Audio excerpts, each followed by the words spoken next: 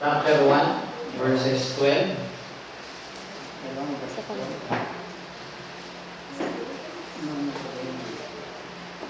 Acts chapter 1, verses 12 hanggang 14. Sabi dito, na magkakayon ay nagbalik sila sa Jerusalem buhat sa tinatawag na bundok ng mga Olibo na malapit sa Jerusalem na isang araw ng Sabat ng ating.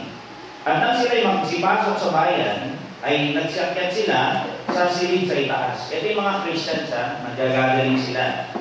Doon sa, meron silang lugar kung saan sila nag-ipon. Umakyat daw sila.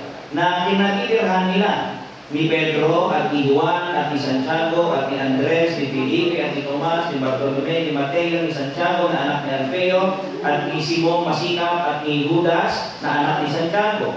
14, ang lahat ng mga ito ay nagsipanatili matibay na nagkakaisa sa pananalangin na kasama ang mga babae at si Maria na ina ni Jesus at pati ng mga kapatid niya. Sa chapter 2, verse 42, sabi rito, chapter 2, verse 42, at sila'y nagsipanatiling matibay sa turo ng mga apostol at sa pagsasama-sama sa pagpuputol-putol ng tinapay at sa mga panalangin. Take mo rin yung dalawang bagay na gusto makita natin. Na yung ginagawa ng church ay nagpapatuloy daw sila na nananatiling matibay. Yung Christians ito sa turo ng mga apostol at sa pagsasama-sama. And then yung last part, pananalangin. Okay? Punta po tayo ng chapter 4, verse 24. Acts chapter 4, verse 24, ang sabi rito, at sila ng kanilang marinig ito. Ito yung time na pinersecute ang mga minister, si Pedro at si Juan. Nung nakalabas sila, bumunta sila sa mga kapatiran, nag-pray sila, and then ang prayer nila sa verse 24, at sila ng kanilang marinig ito, ay nagkaisang itaas nila ang kanilang tingin sa Diyos, kasi pinagbawalan sila. Ang ginawa nila, ay tinasdaw nila yung kanilang tingin sa Diyos, at nagsabi, O Panginoon, Ikaw na gumawa ng langit at lupa at ng dagat at ang lahat ng nasa mga iyon na sa pamamagitan ng Espiritu Santo, sa pamamagitan ng bibig ng aming amang si David na iyong lingkod ay sinabi mo, bakit nagagalit ang mga hintil at nagsisipaghaka ang mga tao ng mga bagay na walang kabuluhan? Nagsitayong handa ang mga hari sa lupa at ang mga pinuno ay nangagpisan-pisan laban sa Panginoon at laban sa kanyang pinahiran. Sapagkat sa katotohanan, sa bayang ito ay laban sa iyong banal na lingkod na si Jesus, na siya mong pinahiran ng dalawa ni Herodes at ni Poncio Pilato, kasama ang mga hentil na at mga bayan ng Israel ay nagsipisan-pisan. 28, upang gawin ang anumang itakda ng iyong kamay at ng iyong mga pasya upang mangyari. At ngayon, Panginoon, ito na yung parang baga ending ng kanilang prayer. At ngayon, Panginoon, tignan mo ang kanilang mga bala, yung plano nila, yung gusto nilang gawin. At ipagkaloob mo sa iyong mga alipin na salitain at iyong salita ng buong katapangan. Lord, kahit pinipersecute yung leaders namin, kami, ang gusto namin, bigyan niyo po kami ng lakas ng loob, bigyan niyo po kami ng katapangan, samantalang iyong iniuunan ang iyong mga kamay upang magpagaling at upang mangyari nawa ang mga tanda at mga kababalaghan sa pangalan ng iyong banal na si Jesus. Ang request nila, patapangin niyo po kami, and at the same time, ay samahan niyo po kami na magpagaling ng mga may sakit. Ay para mapatunayan na yung dala naming mensahe ay tunay. Ang title po ng aking message ay A Ministerial Success. Ito yung part 2. Kasi nung nakaraan, yung mga ministers, pero ngayon naman, yung church yung gusto makina natin. Let's bow our heads and pray. Lord, we thank you sa umagang ito. We pray for guidance and blessing. We pray for your presence. We pray for cleansing as well sa mga pagkakasalan po po. Subong aming dalangin sa pangalan ng Panginoon Kristo. Amen. Noong last week, nakita natin yung mga apostles, sila daw ay nagtapat o i-devote nila yung sarili nila doon sa public prayer, kasama na yung private prayer, yung personal nila. At the same time, doon sa pag-aaral at pangangaral ng Ebanghelyo. Tapat nilang ipinangaral yun. Dalawa yung natutunan natin doon. Kumbaga, sa mga ministers pala ng Panginoon, ay dalawa yung pinaka primary na kanilang duty. Yun daw ay ang manalangin, at the same time ay ma-occupy nila yung kanilang oras dun sa pag-aaral at pangangaral ng salita ng Diyos. Pero in total natin last week, yung buong context nun ay alam natin tungkol ito dun sa complaint ng church na nagbigay ng payo yung mga apostles, na i-appoint yung 7 deacons para sila yung mag-serve ng tables. Pagkatapos nun, yung mga apostles, sila yung magpo-concentrate na mag-serve ng Word of God. Di ba? Kasi yung mga deacons at yung ministers ay parehas silang ministers, parehas silang alipin, parehas silang servant. Yung isa ay literal or physical yung kanilang pag-serve, mga activities sa church, gano'n yung idea. Pero yung mga pastors or yung mga ministers, nakikita natin na yung kanilang ginagawa primarily ay yung pangangaral o pag-i-explain ng Word of God doon sa church. Pero dito, kumbaga, after nilang gawin yung mga bagay na yun, nakakatuwa kasi yung church ay pinagpala, di ba? Yung katapatan ng mga apostles, nagbunga. Yung effort nila sa pangangaral nila ng maayos, sa pagpipray nila ng maayos, kasama yung church, ay pinagpala ng Panginoon, yung iglesia ay nag-succeed. Maraming na-convert ng time na yun. Pag binalikan natin yung verse 7,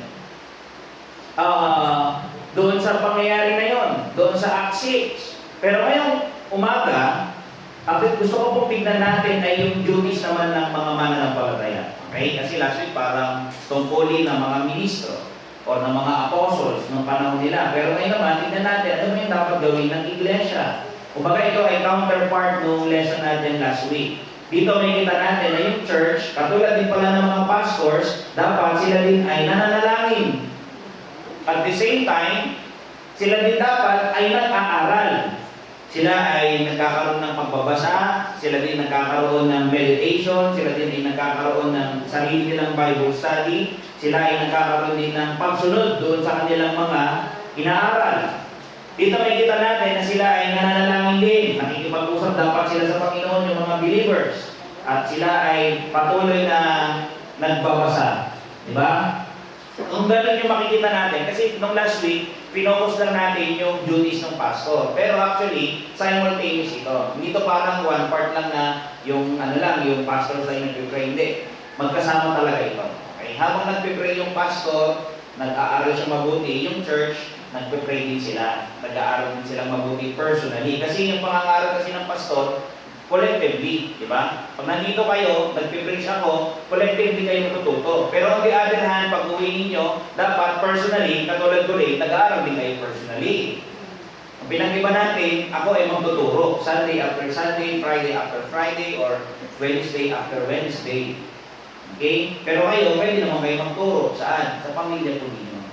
Kung kayo mananampalataya, nag-aaral kayo, nagbabasa kayo, may mga natutunan kayo, sa personal ninyong pag-aaral at din dito sa church, but yun po yung tuturo nyo sa pamilya ninyo.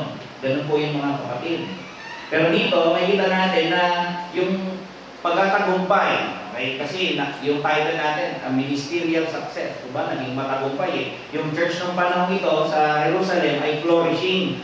Sumasagana. Bakit? Maraming naliligtas. Yun ang ibig sabihin kasi baka isipin natin, pag success, para ma-accumulate yung lahat ng bagay, not necessary po. Ang ibig sabihin po kasi ng success is something na may ma-achieve tayo. Pwede ganun eh. Pero nonetheless, pwede rin natin masabi na yung success is something na contentment. Okay?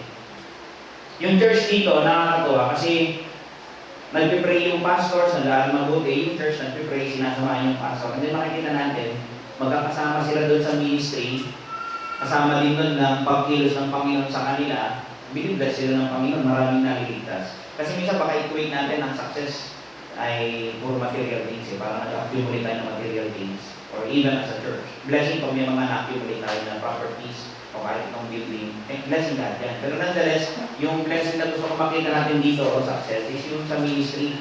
Ang pinaka-goal natin, may mga maligtas. Yung mga believers, lumago kayo, and then yung mga hindi po ligtas, maligtas sila, eventually, di ba? Kasi yung early church, makikita natin, binines sila ng Panginoon eh. Ang Diyos gumagawa sa buhay ng mga nakikinig. Yun din yung gusto natin. Nasa church natin, ano man yung ginagawa natin, i-bless din ng Panginoon, di ba? Iligtas niya yung mga nakikinig. Tapos baguhin ng Diyos yung buhay ng mga tao na nandito sa buong Gayaman o kahit yung mga sumusubaybay online. Pero ngayong umaga, dalawang bagay tignan natin. The church praying and the church studying. Okay?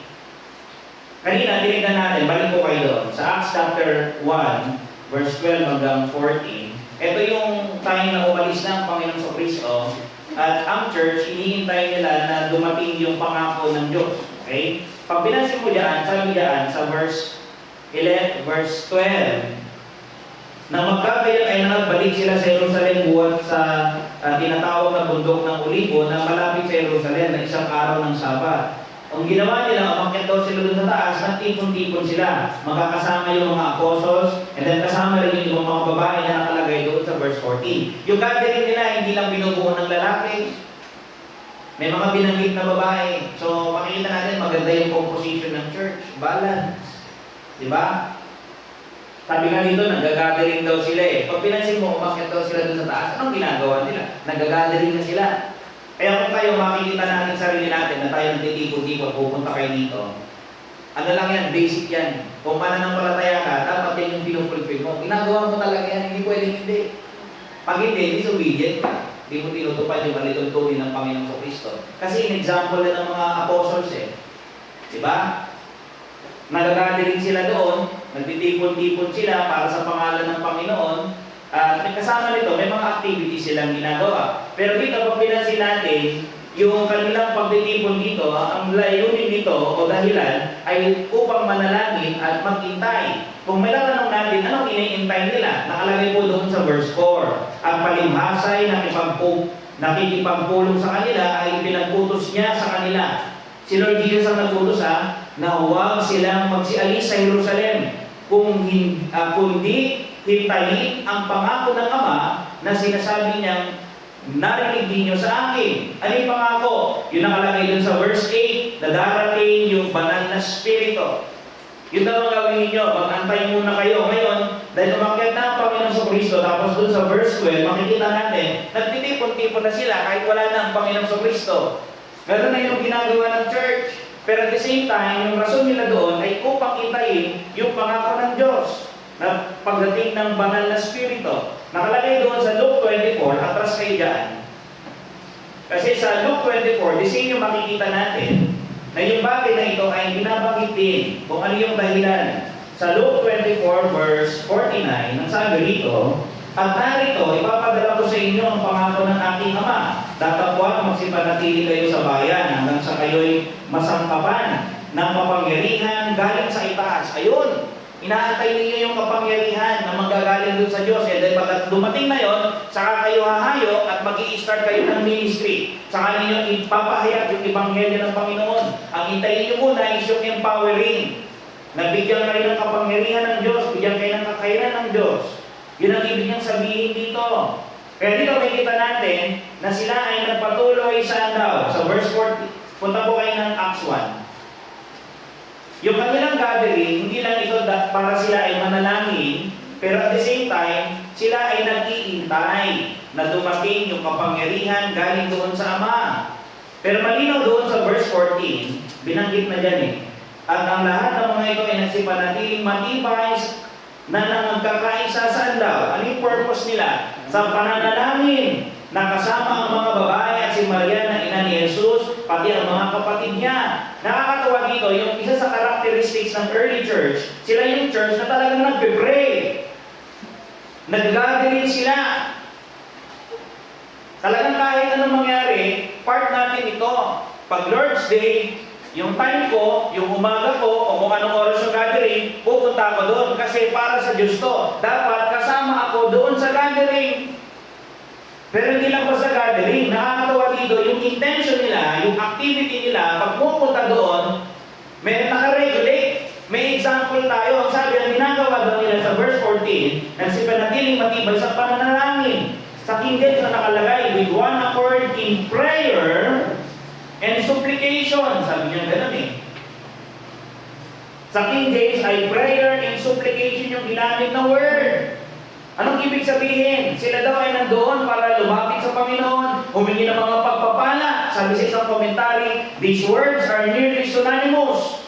Yung prayer daw and supplication daw, sabi ng isang commentator, these words are nearly synonymous and are often interchanged. Anong ibig sabihin? They express here petitions to God for blessings and prayer to avert impending evils.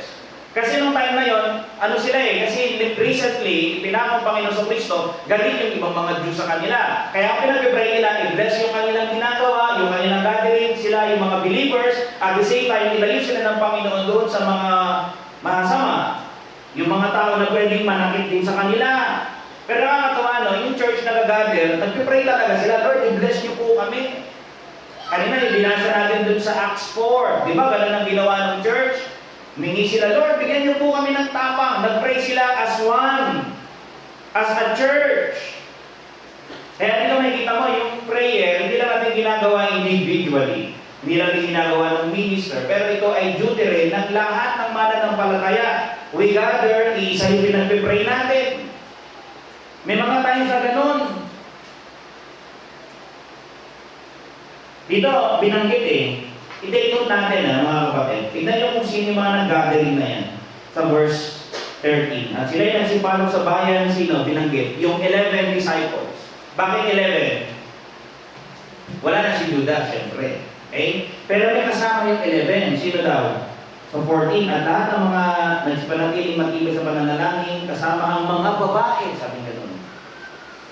Aside sa mga rito, sa apostles, may mga babae pa daw kasama at si Mary. Sino mga babae? Nakalagay doon, sino mga posibleng mga babae? Kasi pag pinasin natin dito, pinangalanan si Maria. Pero meron daw mga kasamang babae. Alam niyo po ba, sa Book of Acts, may mga binabanggit na mga follower ng Panginoon sa Kristo na mga babae. Tingnan nyo ang daming followers ng Panginoon sa Kristo, mga matured men, nandiyan sila, yung mga apostles. Pero may mga babae din. Sa Luke 24:10, ang sabi, it was Mary Magdalene and Joanna and Mary, the mother of James, and the other that were with them, which told these things unto the apostles. Very common name noon yung Mary. Kaya maraming pangalan sa Bible. Mary Magdalene, Mary the mother of James, meron pa si Mary, the mother of Jesus. Di ba? Puro puro Maria. Di ba? Noon, puso po yung ganun. Sa Matthew 27, verse 55, may mga babae daw nung crucifixion ng Panginoong Kristo na nakatingin doon sa Kanya na malayo doon sa krus. Sabi doon, and many women were there beholding afar off, which followed Jesus from Galilee, ministering unto Him. Sino mga babae yan? Yung mga yan. Kahit nung crucifixion ng Panginoong Kristo, nandun sila nakatanaw sa Kanya, Lord, paglilingkuran ka namin. Kahit masakit, nasaktan kami, sinaktan kanila, pero wala kaming magawa, Lord. Pero nakakatawang isipin, hindi lang mga lalaki naglilingkod, pati kahit mga babae, sila ay naglilingkod sa Panginoong Kristo. Lahat dapat tayo. Ito may binanggit dito baka magtanong sa ating isip, may binanggit kasi dito sa verse 14. Sabi dito, at pati ng mga kapatid niya. Sino kapatid? Kapatid ni Mary? Hindi. Kapatid ng Panginoong Kristo. Kasi may mga maling aral ang si Mary daw, hindi na daw nagkaanak. Perpetual virgin daw siya. That's not true. Nagkaroon pa ng ibang anak sila ni Joseph. Di ba, kinausap pa nga sila ng Panginoong Kristo doon sa John 7 verse 5, for neither did his brethren believe in him. Yung mga kapatid niya nung una, hindi na nanampalataya sa kanya. According sa scripture, tsaka sa history, most ng mga kapatid ng Panginoon sa Kristo, halos sila, lahat sila, na-convert lang sila nung after resurrection na. Imagine, for 3.5 years din sila naniniwala. Kasi nga, kasama nila Tapos kiniklaim niyang Messiah siya. Noong una din sila naniniwala, pero after resurrection, naniwala na din sila. Naging follower din talaga sila ng Panginoon sa Kristo. Sa Matthew 27:55, Matthew 12:46, may sinabing ganito, while he yet talked to the people. Ito yung time na nag-preach ang Panginoon sa Kristo, sila Mary daw at yung mga kapatid niya nandoon sa labas. Sabi ng mga tao sa kanya, behold, his mother and his brethren stood outside, desiring to speak with him. Aware yung mga tao na nandun yung nanay niya, aware yung mga tao na meron siyang kapatid. Kaya dito, pag tinanong natin, sino yung mga kasama dito sa verse 14? Si Mary, na nanay ni Lord Jesus, na naging foster mother niya, kasama din sa gathering yung mga kapatid niya, kasama din yung mga apostles, at yung mga babae na naglilingkod sa Panginoong Kristo. Diba? Nag-gathering sila, ang purpose ay mag-pray, hingin ng blessing sa Diyos. Pag-pray kung ano man yung concern nila, Lord, protect nyo kami doon sa mga kaaway na pwedeng mag-persecute sa amin. Alam niyo po ba, may mga instances pa po, pag tinuloy natin basahin itong buong Acts, yung mga gathering na to, hindi na to naging yung para okay lang nila gusto. Hindi. Naging po nila ito. Naging regular basis yung kanilang gathering. Tingnan niyo po doon sa Acts 2 verse 1. At nang dumating nga ang araw ng Pentecostes, silang lahat ay nagkakatipon sa isang dako. Ayun nag-gathering na naman sila. Yung mga saints regular na nag-gather yan, hindi yung parang once in a while. Not unless for a valid reason. Diba? Pero as much as possible, kung nandun lahat ng means, possible, okay. Diba? Pero doon nakakatawa makita natin dito na yung mga disciples, sila ay nag-gathering. Naging na nila yan, nung Day of Pentecost. Nung sila ay nag-iintay ng pagdating ng pangako ng Diyos Ama. And eventually, dumating talaga dyan yung Banal na Espiritu sa Acts chapter 2. And then later on, doon sa Acts chapter 2, verse 42, tignan niyo po. Ito, mas clearer na. Sabi doon, at sila ay nagsipanatiling matibay sa turo ng mga apostol. Kita niyo yan, nagpapatuloy na daw sila. Ibig sabihin, kung ano man yung na-establish nila ng schedule noon, ginagawa na daw nila ng palagian. Nakikinig sila ng aral ng apostles. Sabi diyan sa verse 42. Yung doctrine, yung mga turo ng mga apostol, at sa pagkasama-sama sa pagpuputol-putol ng tinapay. And then i-take note nyo ulit at sa pananalangin. They are gathering to study the Word. They were gathering para manalangin. Ganyan ang ginagawa ng early church. Kung may tatanungin nyo, Pastor, sabi diyan, nag-aaral daw sila. Napapatuloy sila doon sa teaching ng mga apostles. Yes, yung mga tinuro ng Panginoong Kristo. Bakit nila ginagawa yan? Ba't sila nag-gathering? Tandaan niyo po ang mga early, Christians. Nagpe-pray sila para lumago pa sila. Pag binalikan natin yung context ng Acts chapter 2 verse 41, at yaon nga nagsitanggap ng kanyang salita, maraming nulising. Bakit mahalaga mag-gathering? Para matuto pa sila. Para lumago pa sila. Lumalim sila doon sa pananampalataya. Kaya tayo, kapag naligtas tayo, normal, yung tayo ay nag-aangad, dapat makinig pa tayo ng salita ng Diyos para tayo ay matuto pa. Tsaka alam niyo po ba, one thing na result ng tunay na conversion, pag kayo po ay naligtas na tunay, nagkakaroon kayo ng desire to hear the Word of God. Kaya nga kayo nandito diba? Yun ang gusto mo marinig. At yun sana yung reason mo, at wala nang iba.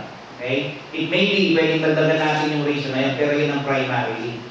Ang pinakalayunin mo, Lord, kasi gusto kitang marinig, gusto ko kayong makilala, lalo pa, gusto ko marinig yung Word of God, gusto ko ma-explain sa tenga ko ano ang ibig sabihin ng salita ninyo. Diba? Ito daw yung employment ng mga unang mananampalataya noon, na sila ay nag-gathering talaga, magkakasama sila, nag-aaral ng Word of God, tapos sila daw ay nag-fellowship, nag-sharing, nag-Lord Supper sila. Yung Ilocano yun, communion. Yung breaking of bread, nakalagay niya sa verse 42, o sa pagpuputol-putol ng tinapay. Nagpupumunyon daw sila. And lastly, sila daw ay nagpipray. Anong pinagpipray? Yung mga bagay na pangangailangan nila, yung needs nila everyday, yung continuity nila sa Christian faith. Lord, hindi namin kaya on our own. We need you. We need grace. We need mercy. We need blessing. We need everything. We are in need. Lord, kailangan po kayo. Kaya kapag di kayo pumunta rito, what are you saying? Hindi mo na siya kailangan? Ito mga saints. Ito yung example ng mga mananampalataya. Let's follow yung example ng mga tunay na mananampalataya. May iba pang instances sa binasa natin kanina. Punta kayo doon sa Acts chapter 4. Tignan natin ng isa-isa. Sa verse 23, nakalagay yan, 4:23 ng Acts.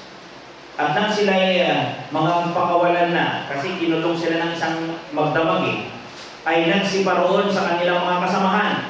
At inuulat ang lahat ng sa kanila ay sinabi ng mga pangulong saserdote at ng matatanda. Pinagbawalan na silang mag-preach. Pag binasa niyo yung context yan, sinabihan yung mga apostles, yung dalawa, from now on, huwag na kayo mag-preach sa pangalan ng Panginoong Kristo. Pagtapos nun, lumabas na sila, tuwan-tuwa yung dalawa, bumalik doon sa mga kasama, ano nyo ba kung ano nangyari? Pinagbawalan ba naman kami na mag-preach sa pangalan ng ating Panginoon? Ay, gano'n. Sundin na lang natin, baka awahin nila tayo, baka saktan nila tayo, kaso hindi gano'n. Anong pinag-pray nila? Lord, bigyan niyo po kami ng katapangan. Samahan niyo po kami. Yan ang kanilang prayer ng panahon ito. Sabi nga dito sa verse 24 pag pinansin mo yung words doon sa verse 24, at sila ay ng kanilang narinig ito ay nagkakaisang itaas nila ang kanilang tinig sa Diyos. I-take note nyo rito yung sila daw ay nagkakaisa with one accord. Kita mo yun? Iisa yung prayer nila. Iisa yung pinaka-layunin. Yung goal. Lord, bigyan nyo kami ng ano. Paano nangyari yun? Siyempre, baka sinabi ng apostles, mga kapatid, kami pag-pray natin, bigyan tayo ng tapang ng Diyos. Malagpasan natin ito na kahit anong persecution na gawin nila, magpatuloy tayo na mag-share ng Word of God. Siyempre, nalaman nila yun, o di nagpipray sila, alam na nila yung idea, anong pag-pray natin. O di sama-sama, Lord, bigyan niyo po kami ng tapang. O di isa din, Lord, siyak kita ako mga gubutin. Tatakot ako, Lord, pero ikaw na kami ng tapang. Pare-pares yung prayer nila. Bigyan niyo po kami ng tapang, Lord. Magawa namin ito, makapag-share kami ng salita mo. Diba? Yan lang ba yung prayer? Yan lang ba yung ano nila? Pinagpe-pray nila? Meron pa, dun sa verse 20, tignan po, sa verse 29. Ngayon, Panginoon, tignan mo ang kanilang mga bala, yung plano nila, at ipagdalo mo sa iyong mga ahiti ng iyong salita ng buong katapangan, samantalang iyong iunat ang iyong kamay upang magpagaling.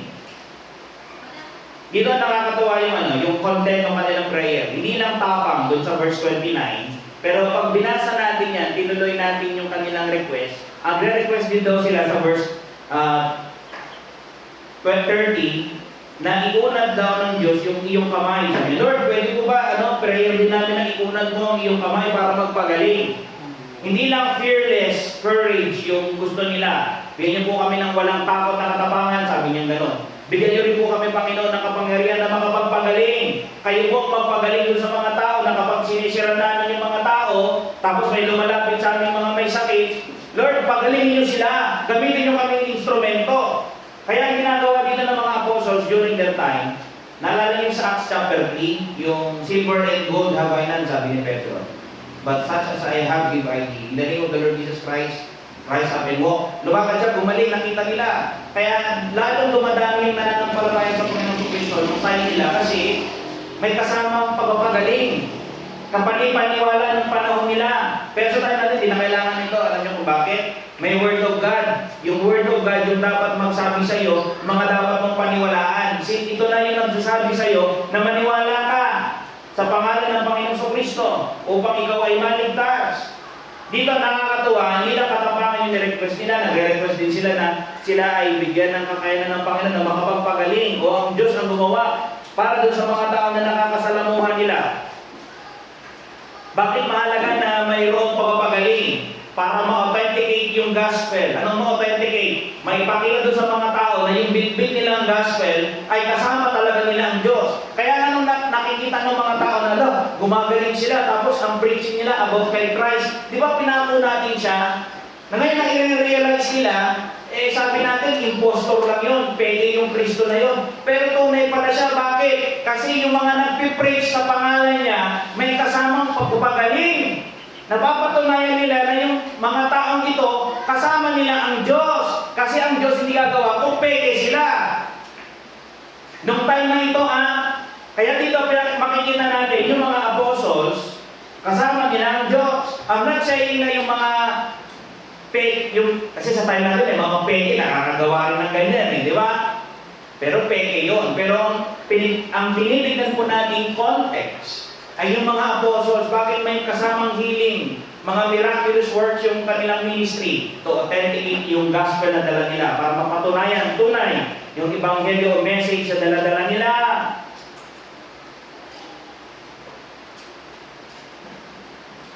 Di ba nakakatuwa?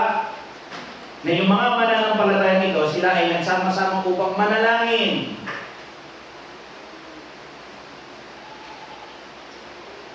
Marami silang hinihingi sa Diyos. Noong nakaraan, nakita natin na, again, yung pastors ay dapat nanalangin. Siya ay nanalangin sa pag-aaral niya, maintindihan niya, yung papangaral niya, magkaroon siya ng insight, iglesia ng Panginoon, yung mga hearers na ano niya. Pero dito may kita natin na even yung church, dapat nag-pray. Kayo yun. Pag nandiyan kayo mga kapatid, pagpasok nyo dito, pwede nyo i-practice. Pagpasok dito, unang gagawin, dito po mag-pray. Mamaya muna ako makipag-usap. Diba? Dapat ganun. May ibang instance pa na kung saan makikita rin natin ito. Na yung ginagawa ng early church, talagang ano sila, church na nag-pray. Punta kayo ng Acts 12. Hindi lang dun sa Pentecost, hindi lang dun sa Acts 2, Acts 2, Acts 1, or Acts 1 and 2, sa Acts 4. Marami pa. Pero dito, particularly, na-highlight yung activity ng church, na sila ay talagang church na nag-pray, sa Acts 12, 11 and 12. Sabi dito, at nang si Pedro ay pagsaulian ng isip. Si Pedro po ay nakulong ha. Tapos ang ginawa ng Diyos, niligtas siya. Nagpadala ang Diyos ng anghel at inilabas siya. Ay nung nakalabas na siya, sa verse 11, at nang si Pedro ay pagsaulian ng isip, ay kanyang sinabi, ngayon nalalaman kong sa katotohanan ay sinugo ng Panginoon ng kanyang anghel at iniligtas ako sa kamay ni Herodes at sa buong pag-asa ng bayan ng mga Hudyo. Alam niyo kung bakit? I-execute na siya. Papatay na si Pedro. Ahatulan na siya. Nauna na si Santiago. Ngayon ang balang isunod si Pedro. Pero nakakatuwa kasi alam yung ginawa? Pinadala daw ng Diyos yung anghel at iniligtas si Pedro. And then dito sa verse 12, ito gusto ko makita nyo.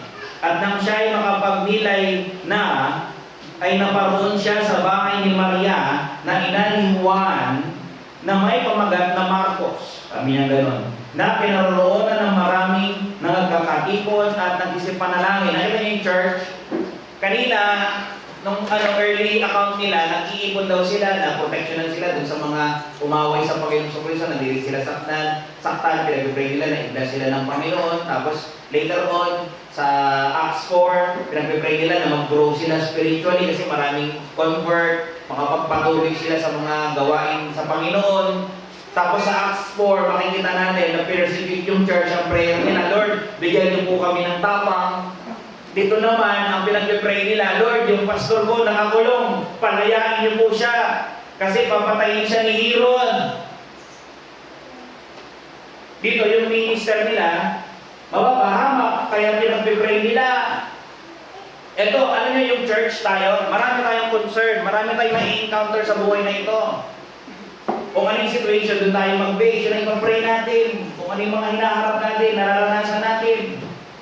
Sa Antioch Church, ganyan po sa Acts 13, verse 1. Sabi rito, at sa iglesia na nasa Antioquia, kanina mga church ng Jerusalem, ito ibang church na, church ng Antioch. Sa iglesia na nasa Antioquia ay may mga propeta at mga guro, si Bernabe at si Simeon na tinatawag na Niger, at si Lucio na taga Cirene at si Manaen na kapatid sa gatas ni Herodes na tetrarca at si Saulo. At nang sila nagsisipaglingkod sa Panginoon, ay nangangayuno, nagsisipaglingkod, nagpipray, na may kasama pag-aayuno, ay sinabi ng Espiritu Santo, ibukod ninyo sa akin si Bernabe at si Saulo sa gawain.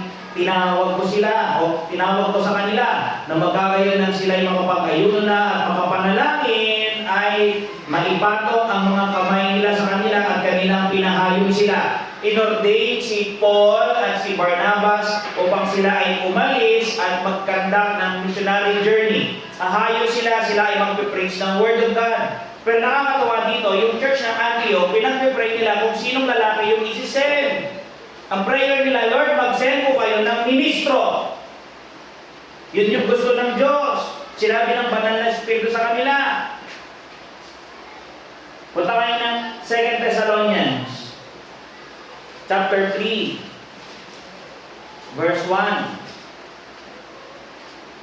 2 Thessalonians chapter 3 verses 1. Kaya nang hindi na kami mga katiis, ay minagaling namin, 2 Thessalonians chapter 3 verse 1. Katapos-tapusan na, mga kapatid, ay inyong idalangin kami upang ang salita ng Panginoon ay lumaganap at nawalhati inawa na gaya rin naman sa inyo. Na nawa tanggapin din. Pag-pray niyo yan, lumaganap, pag nakarating kami sa isang lugar, pag sinare namin, luwalhatiin katulad ninyo. Tinanggap ninyo yung Word of God sa preaching. So, ang prayer ninyo, madami ang makarinig ng Word of God, marami ang tumanggap at manampalataya sa salita ng Diyos sa Ebanghelyo. Verse 2, at upang kami ay mga ligtas sa mga taong walang kapiran at masama. Alam niyo, request ni Paul, sabi niya dun sa mga taga-Thessalonica, ipag-pray niyo kami na maging maayos yung pag-share namin ng Word of God. Maraming makarinig at maunawaan nila, maligtas sila at the same time, ipag-pray niyo din yung safety namin. Guess what? Anong ginawa ng church? Nung na-receive nila ito, ay, sinulatan tayo ni Apostle Paul. Ipag-pray daw natin siya. Mga kapatid, magsiupo tayo, lumuhod tayo, ipag-pray natin si Apostle Paul. The church is praying. Ito niyo yan. Yung church ng Jerusalem nagpipray. Yung church ng Antioch nagpipray. Yung church ng Thessalonica nagpipray. Para dun sa minister ng Word of God. At yung pagdali ng salita ng Diyos. Sa Ephesus, punta kayo ng 1 Timothy chapter 2 verse 8. 1 Timothy chapter 2 verse 8, sabi ni Paul, ibig ko nga na ang mga tao ay magsipanalangin sa bawat dako na inuunat ang mga kamay na banal na walang galit at pakikipagtalo. Gusto rin ni Paul na mag-pray yung mga tao, yung churches.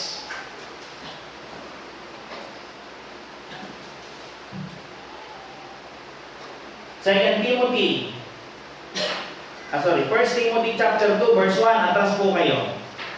1 Timothy chapter 2 verse 1, una-una nga sa lahat ng mga bagay ay iniaaral ko na manaing. Ito yung gusto kong gawin ninyo.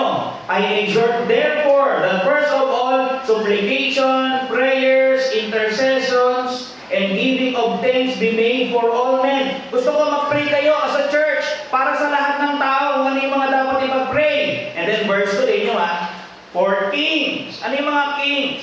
And for all that are in authority. Kahit yung mga government officials, ipag-pray nyo. Paano pag-pray? Lord, nawa po yung mga corrupt. Mawala yung corrupt sa government. Maparusahan yung corrupt. Pwede nyo ipag-pray yun. Kasi kapag corrupt po sila, Lord, kawawa yung mga tao. Kaya naman po, tulungan nyo kami, lalo na yung presidente namin. Gabayan nyo pa rin po siya. Maging tama yung mga desisyon niya, makinabang yung mga tao, hindi yung iilan lamang. Biblical po yan na ipag-pray. Pero makikita mo dito, yung church, nagpe-pray. At maraming mga bagay yung dapat ipag-pray nila. Binigyan tayo ng idea. Ito yung mga nagpe-pray, church ng Jerusalem, yung church ng Antioch, yung church ng Thessalonica, yung church ng Ephesus, nagpe-pray. And guess what? Ano ang dapat gawin ng Philippine Baptist Church? Or ng Brethren Grace? That is to pray. Let's pray as a church. Ano pa yung pangalawa na dapat natin gawin? Hindi lang the church praying, pero the church studying. Dapat kayo din ay mag-aral. Kasama na rin yung pagbabasa, yung pakikinig, tsaka yung pagsunod. Of course, pag nag-aaral tayo, huwag nyo naman hayaan na nag-aaral lang. Pero hindi naman ninyo ginagawa. Walang saysayang yung pag-aaral pag ganon. Dapat pag tayo ay nag-aaral, nakikinig ng salita ng Diyos, pinagbubulayan natin, yung pinaka-intention natin is to live it out. Sa pamuhay ko, anong saysay yung binibinig mo kung di mo naman ginagawa? Diba? Nasasayang yung oras mo dito, tinuloko mo lang yung sarili mo. Sabi nga ng James, ang dinidisig mo yung sarili mo. Ang dinadaya mo ay yung sarili mo. Dito yung mga apostles, yung mga ministers, nag-devote din sila ng time dun sa Word of God. para doon sa kanilang public preaching, di ba? Pero yung church nila, ang tutunan nila na sila rin ay mag-devote ng time para sa pag-aaral. Yung ganito, yung time na nandito kayo, this is devotion. Nagtatapat kayo. May time, may ipapangaral sa church, dapat pumunta ka doon kasi nang-design ng Panginoon. Dapat marinig ko yun, hindi pwedeng hindi. Every gathering, come here, pumunta kayo. Yan ang gusto ng Diyos na gawin natin. Yung sa Jerusalem Church, nag-aaral sila, di ba? Sabi doon sa Acts 2:42, and they continued steadfastly in the apostles' doctrine. Sabi nga. Teka lang, ano yun? Yung preaching ng apostles, yun talaga yung pinaniwalaan nila. Basta kung ano sabihin ng apostles, yun na ba yun? Hindi, nakaregulate yan. Ano yung sinasabing doctrine dito ng apostles? Yung kanila daw mga instructions. Kung natanong natin, ano yung mga instructions na sinasabi nila doon sa mga mananampalataya? Ito raw yung mga koleksyon ng mga aral na binigay ng Panginoon sa Kristo. Of course, hindi sila nag-iimbento. Ang ginagawa nila, pinapasan nila doon sa mga mananampalataya ng panahon na yun, kung ano yung mga natutunan nila galing sa Panginoon sa Kristo. Yun yung sinasabing apostles' doctrine. Yun ang goal natin na malaman. Yun ang lagi natin hanggang na maaral natin dito. Ang idea dito, yung teachings na magaling. Ito mahalaga to. Bakit? Kailangan mong umattend para doon sa instruction. This week, mabubuhay ka na naman. Alam mo ba yung dapat mong gawin? Lahat tayo we wonder. Minsan naliligaw, hindi natin alam ang gagawin. Kaya kapag nandito kayo, napapaliwanagan tayo. Ano ba yung dapat mong gawin sa buhay ko? Lord, ano ba yung gusto mo para sa akin? Ito, yan, very basic. Attend sa services. Study the Word of God. Magbasa ka. Mag-meditate ka. Samahan mo yung church na sabay-sabay kayong mag-aral. Maganda na yung mag-aral mag-isa, di ba? Pero may mas maganda ron. Mag-aral kasama din yung mga kapatid. Parehas lang mahalaga yun. Hindi pwedeng okay na yung isa. Kahit di na ako magbasa ng personal, basta nag-attend ako ng church, okay lang yun. Ganun, ginagawa ng marami. Yung iba naman, hindi, kahit di ako mag-church, mahalaga nag-aaral ako mag-isa. E paano din yung time mo with the brethren? Merong personal study, meron din tinatawag ng collective study. And this is very biblical. Ganun ito kahalaga. Alam niyo bakit mahalaga na nandito tayo? Kasi sa pamamagitan ng pag-aaral dito, na bibigyan tayo ng aral, napapalalim yung ating pananampalataya, napapalawak yung ating kaalaman about Christ, tungkol sa Panginoon sa Kristo, tungkol sa Ebanghelyo. E paano pag tayo umakit? Diba? Kaya tulad ng nabanggit ko kanina, alam niyo po ba yung pagkakaroon ng nasa na makinig ng Word of God ay isa sa bunga na ikaw ay binago ng Diyos, ikaw ay niligtas na ng Diyos. Diba? Yun yung mahalaga na makita natin. Pero, if we try na isipin, ano ba yung mga aral ng Panginoon sa Kristo? Ano ba yung mga topics na yun? Most likely about dun sa person ng Panginoon sa Kristo. Sino ba siya? Na siya ay Diyos na nagkatawang tao. Ano ba yung mga ginawa niya? Ano ba yung mga miracles na ginawa niya? Na pwedeng mag-point at o ma-highlight yung kapangyarihan niya. Ma-highlight yung kanyang goodness. Ma-highlight yung kanyang pagiging banal. Ma-highlight yung kanyang persona. Yun ang message tungkol sa Panginoon sa Kristo, yung kanyang kapatawaran, yung kapayapaang nagmumula sa Kanya, yung katwiran na nagmumula sa Kanya. Yun ang ipinapangaral ng mga apostles. Sa 1 Timothy 4:16, ang sabi dito ng apostol, ni Paul kay Timothy, take heed unto thyself unto the doctrine, continue in them, for in doing this, thou shalt both save thyself and them that hear thee. Ano niya yun? Yung church sa ilalim ng pamumunan ni Timothy, nakikinig sa kanya. Pero sabi ni Paul sa kanya, ikaw, Timothy, ingatan mo yung sarili mo pati yung doctrine na hawak mo. Bakit? Baka may mga marinig kang iba, talikuran mo yung hawak mo, hindi pwede. Mag-stick ka dyan. Hawakan mo yan hanggang end. Gawin mo yan para mailigtas mo yung sarili mo at yung mga nakikinig sa'yo. Nakita niyo yung church nakikinig. Paano sila makikinig? Pag pumupunta sa church, hindi mo maririnig pag wala ka dito.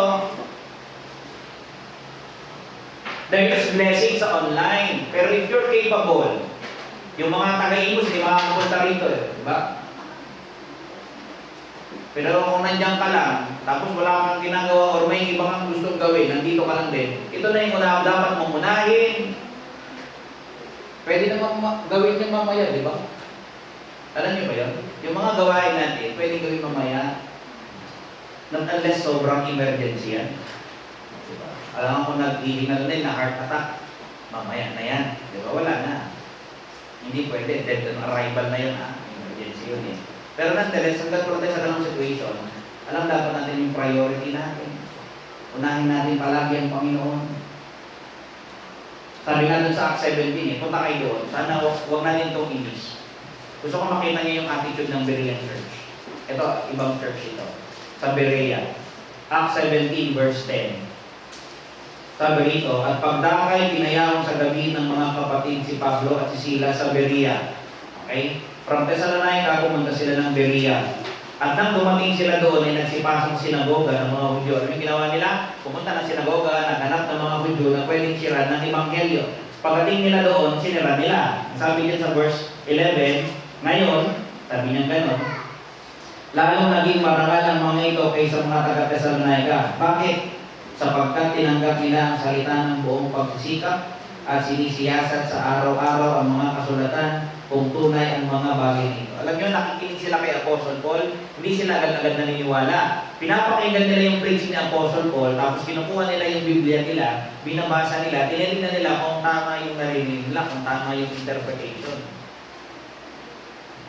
And eventually, yun yung maganda kapag kayo nakikinig, tapos nagbubuklat talaga kayo ng Biblia, nag-aaral. Kasi sabi ko, nag-aaral sila daily eh. Kahit wala na sa gathering. Pag uwi nila sa bahay, naalala nila, sabi ni Paul, ito yung paliwanag niya. Ito yun eh. Ito yung sabi niya, tapos ito yung sumunod. Diyos daw, si Kristo na daw yung Messiah. Alam niyo nangyari dun sa verse 12? Kaya nga, marami sa kanila ang nagsisampalataya. Yun ang blessing. Alam niyo, bakit in-encourage ko kayong magbasa? Kala niyo mga uma-attend dito, yung mga kabataan na hindi palitas, in-encourage natin sila magbasa. Bakit? Diyan kayo pagbubuksan ng Diyos. Walang ibang mangyayari eh. Alam niyo ba gagamitin ng Diyos pag iniligtas kayo? Salita rin ng Diyos. Bibigyan niya kayo ng pag-unawa kung sino siya, anong ginawa niya para sa kaluluwa mo, at ano yung dapat mong gawin para malugod mo siya. Kasabihin niya, sinasabi niya. Ang kailangan mong gawin, sumunod. Dito nakakatuwa kasi yung mga Bereans daw, dumating daw dun sila Paul, nag-share ng Word of God, marangal daw sila. Ano ba yung katangiang marangal? Yung handang makinig. O siguro, dagdagan ko muna, atras ako. Yung gustong pumunta. Diba? Paano ka magiging marangal? Hindi ka pupunta. Hindi ka marangal. Ang marangal pupunta. Tapos, willing makinig. Kasi pupunta, pero ayaw makinig. Gusto niya yung paniwala niya pa rin. Hindi pwede. Pag nandito ka, pakinggan mo yung Word of God. Kung may paniniwala ka, yung paniniwala may baguhin mo. Hindi ito ang mag-a-adjust sa'yo. Balikan. Tayo ang mag-a-adjust dito sa Word of God.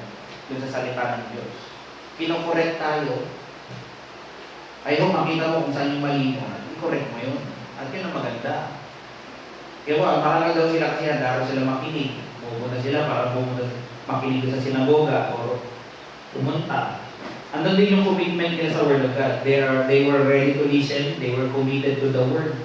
Grabe, no? May sarili silang Biblia. Nasa bahay na sila, inaaral nila yung Word of God na preaching ni Paul sa sarili nila. Bakit? May kopya daw sila ng Bible, yung mga taga-Berea. Hanggat sa time nila, may mga tao na may kakayanan na magkaroon ng kopya. Siguro may kaya sila. Pero sa time natin, very kaya-kaya, affordable na yung Bible, di ba? May libre pa nga pinamimigay eh.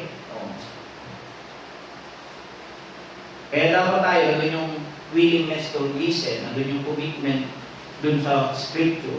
Tapos yung dedication natin dun sa truth, na daily. Kaya minsan, kayong mag-ano na paulit-ulit yung pastor, i-encourage kami ni pastor, ni ma'am, magbasa araw-araw. Nakalagay naman, gumawa tayo ng paraan. Mahirap po, mahirap. Pero let's try to form a habit na magagawa natin yung mga bagay na ito. Binagay na yung frequency, di ba? Saka yung attitude nila. Ayaw na, gawin din natin. Kaya nga nakakatuwa, yung naging empty. Marami daw ang nasing. Kaya mga kapatid, ito yung blessing ng may contact dun sa Word of God. Ito yung blessing na nagpipray yung church, nagpipray yung mga nandito. Lord, sana ito hindi pasing. Tapos nagpipray tayo ng tama. Tapos ini-carry na sila magbuklat ng Biblia. Kaya huwag magtaka pag nasing na sila.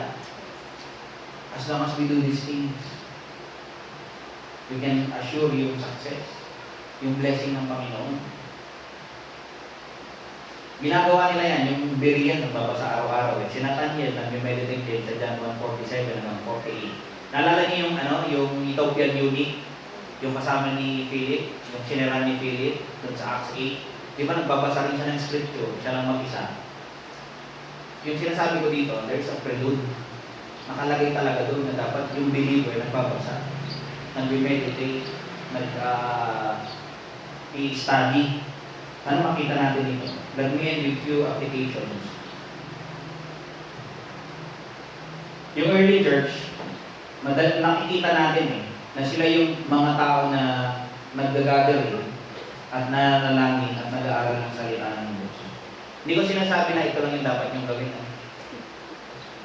Kasi pwede yung mga binasa natin sa Acts chapter 2 verse 42, marami doon, may fellowship, may Lord's Supper, di ba? May iba pang part doon sa Acts chapter 4, meron din giving. So marami tayong dapat gawin. Pero ito yung pinaka-primary na mag-pray at mag-aral tayo.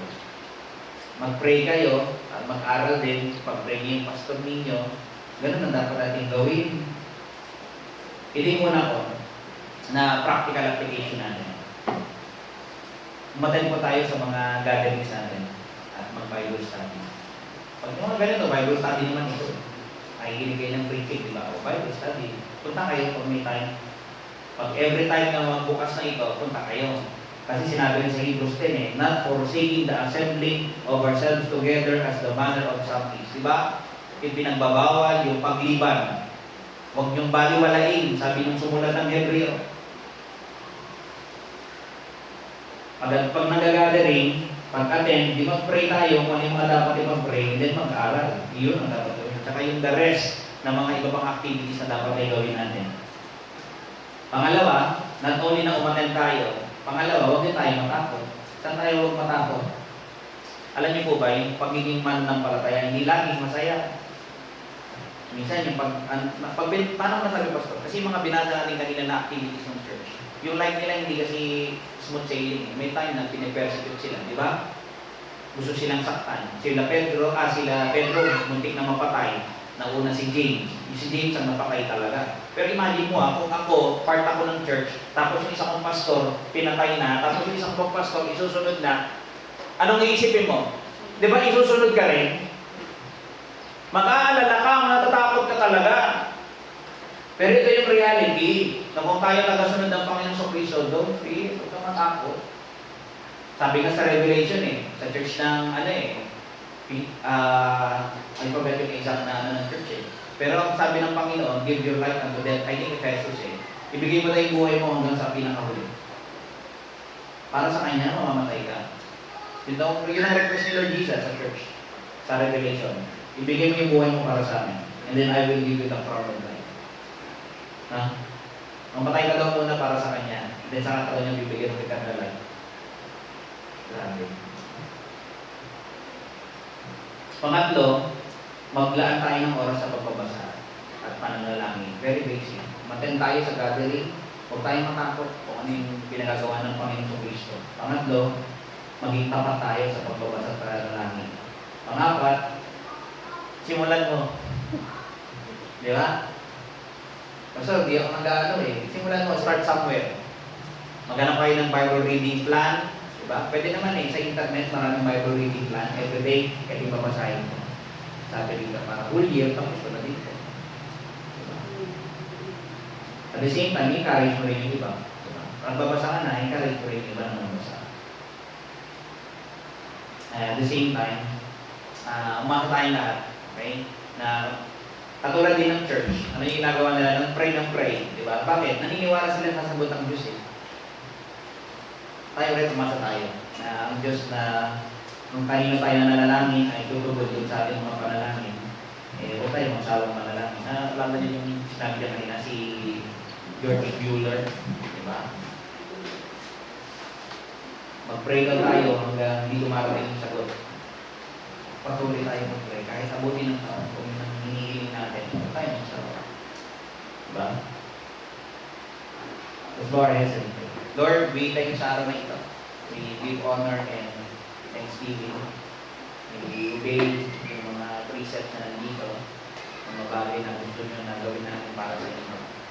And help us to be the church who are praying and who are studying faithfully and well ang inyong salita. Pero at the same time, we will be the church na nananamit din at the same time ay nangangaral ng tama.